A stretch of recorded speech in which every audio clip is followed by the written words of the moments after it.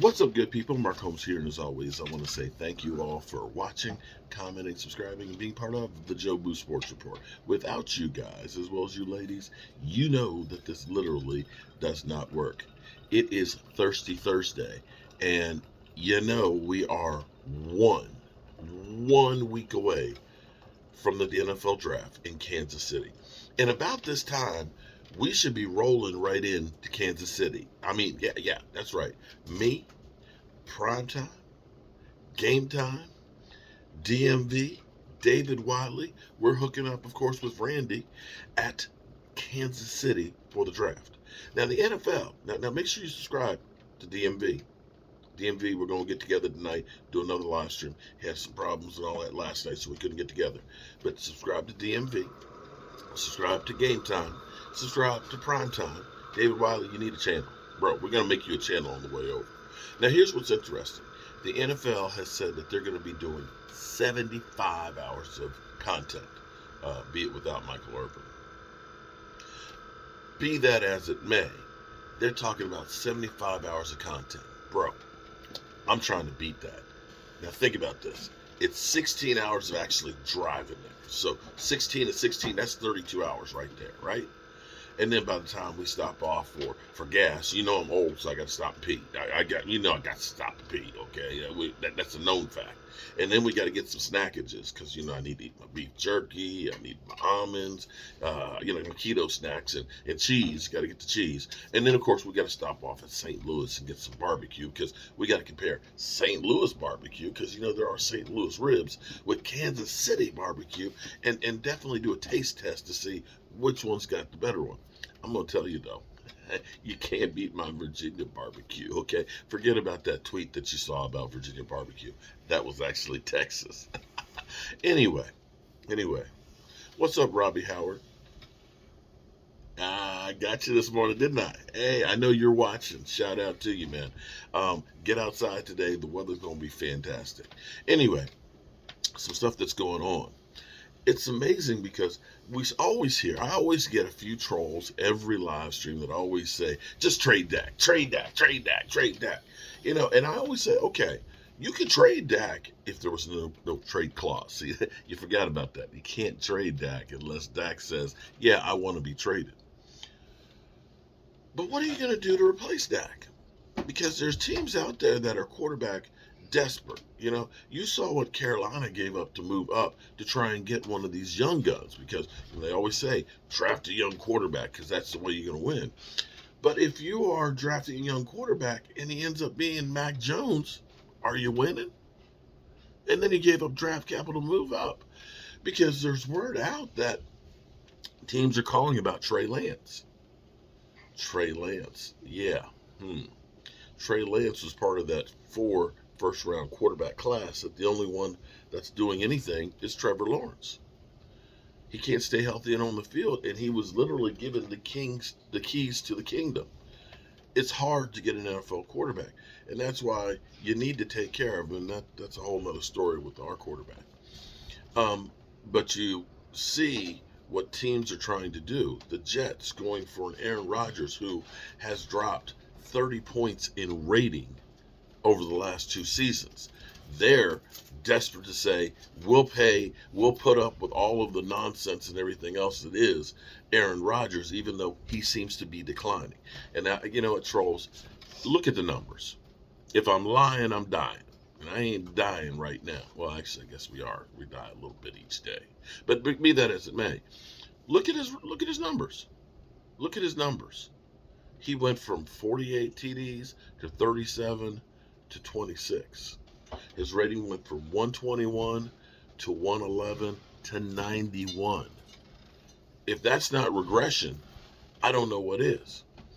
And then we have Jalen Hurts, who had one incredible year, kind of like Carson Wentz did, got paid and was never the same guy.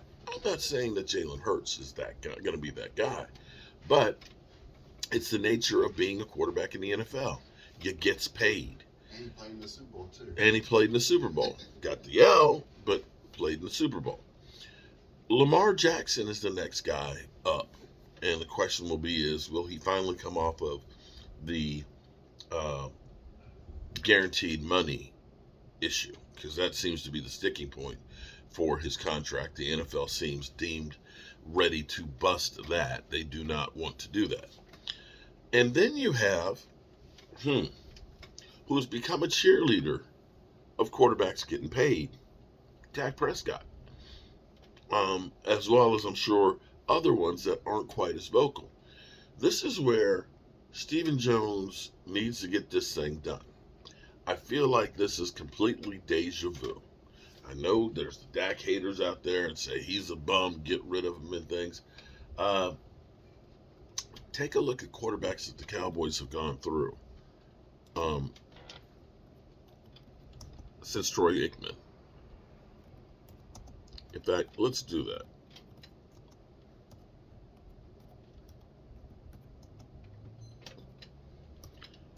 Because when you start saying, just get rid of them, yeah. That list is not in order. List of Dallas Cowboys starting quarterbacks.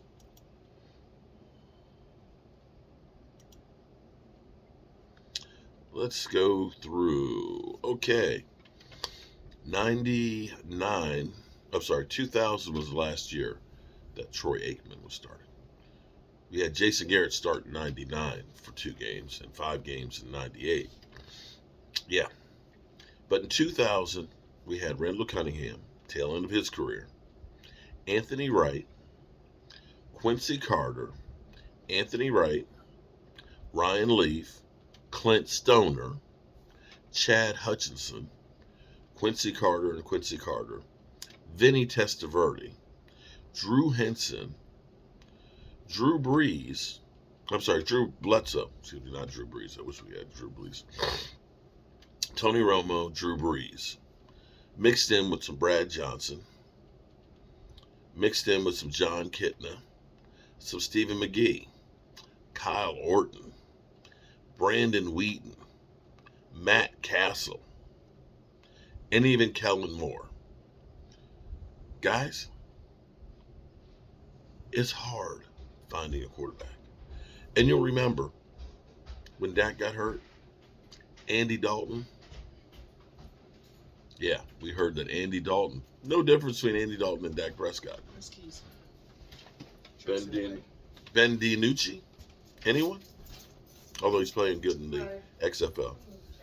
Garrett Gilbert. How do we do with those guys playing? Just asking. All right, so Dak is interested, as well as most quarterbacks that are in line to get paid again, what those contracts look like.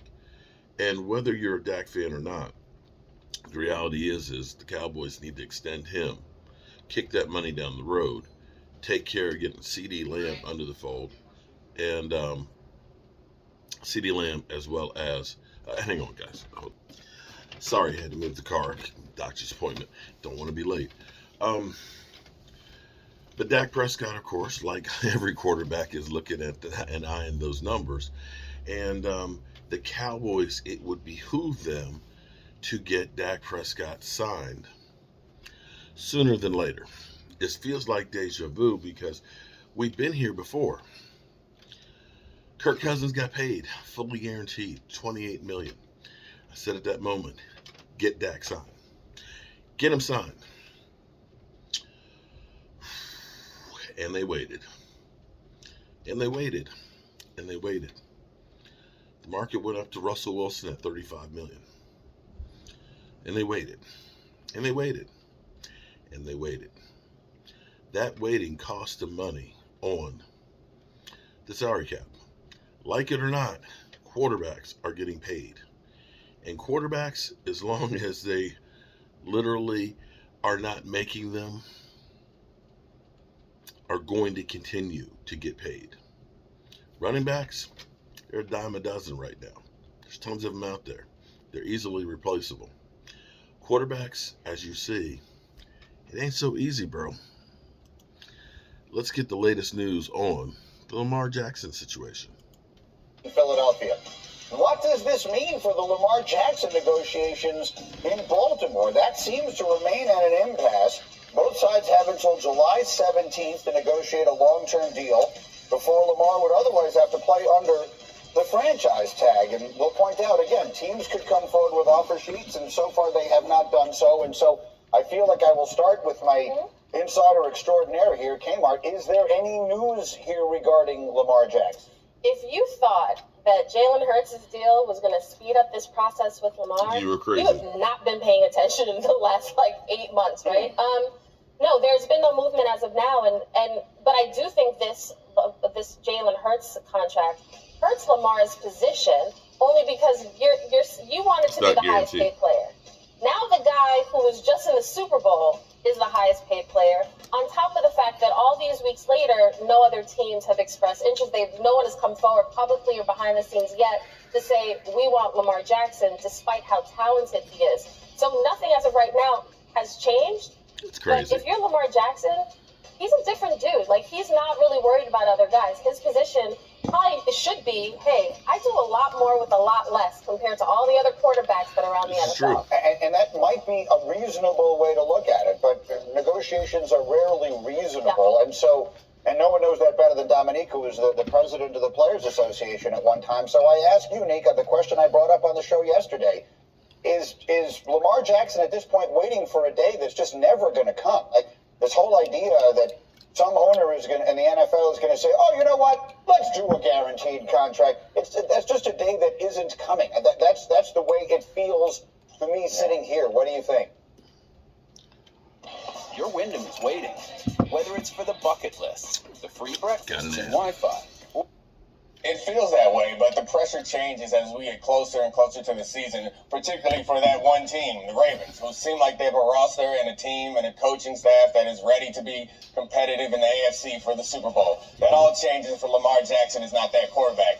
And I agree with Kimberly that I think the Hurts deal changes the way we talk about it, but it does not change the pressure on Lamar Jackson, because we're still in a situation where the Ravens don't have a quarterback and Lamar Jackson is the best quarterback available. So we'll see who blinks first, and it appears that the Ravens are not going to, but I don't see any reason to believe that Lamar Jackson is either. So we might be looking at a season with the Ravens going out there with Tyler Huntley or trying to find some other free agent that would be so quarterback stupid situation. Wait, say that one more time. A season, meaning it is your expectation that if no deal is worked out here, that he does not play. I find it hard to believe that he's going to go out there and play for 32 when he looks around at the rest of the quarterbacks in the league and what they're getting paid and how valuable he is to this team, understanding that he spent a couple of weeks last year and the year before injured. He knows how valuable his body is and how difficult it's going to be for them to replace him. So I don't know. I don't know that I wouldn't go out there for 32. I probably would have signed one of these other deals up until now, but not for 32 when these other players are getting north of 40, some over 50. What do you think, D-Wood? Listen, I think that the market is telling Lamar Jackson it's not going to happen. And think about the deals that have transpired, that have come about after the Deshaun Watson deal. Kyler Murray, Russell Wilson, and now Jalen Hurts. None of those three have come close as far as the total guaranteed money that Deshaun Watson's got. So I think there's a decision that's going to have to be made for Lamar Jackson. Either you're going to have to sign the franchise tag or you're going to wait this thing out. But that was always the decision he had to make. Jalen Hurts, that was always, those were always the two options. So for Lamar, the question is, what's the priority? What is your end goal? To be a high-paid player and wait? Well, I think the thing with Lamar Jackson is, does he stand on principle? We consider Lamar Jackson a principle person. Yeah. Will he stand on principle and say, you know what? I'm not going to sign the franchise tag. I'm going to just wait this thing out. We'll see who breaks first. Yeah, it's his interest in being sort of an agent of change yes, of the entire system. That's what I mean when I say that just might be a day that's never going to come. We'll say more about this as we go, but I need to... All right, Lamar Jackson situation. Aren't you glad we're not dealing with a situation like that? Aren't you glad we're not dealing with a situation where we got to trade up for and try and hope that one of these quarterbacks ends up being a good quarterback? Aren't you glad that we're not dealing with the whole Lamar Jackson contract dispute? We got our guy, and we're fortunate to have him. When you look at that list of guys, of journeymen, of former starting quarterbacks that have gotten old, guys we hope are going to be the guy. We've been actually pretty lucky getting a 4th-round draft pick that's playing as good as he's played. Is he perfect? No. But I don't see too many guys out there that you're going to be able to get. I mean, you could trade for Trey Lance if you want. You could try and get Aaron Rodgers, but good luck with that. But again, Aaron Rodgers is declining. Go ahead, trolls. Go ahead. I know you're going to say, he talking about one of the greatest. He was one of the greatest. Now, he's about average. All right, good people. Time for me to get over here to the red brick house so we can get to work. I'm Mark Holmes, and I appreciate you.